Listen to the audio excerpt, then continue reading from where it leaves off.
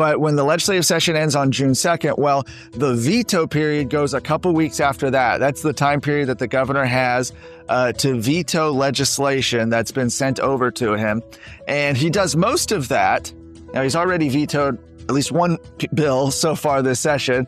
We heard about that over the weekend. But most of the bills that he vetoes, he will often veto after the legislature is gone. And that's for a very specific reason. Yeah, so that the legislature can't override the veto if they wanted to.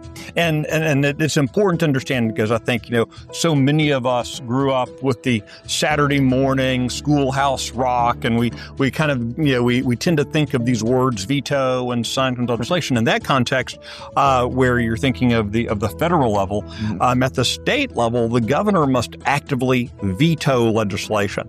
Legislation the governor doesn't sign still becomes law, unlike the federal system.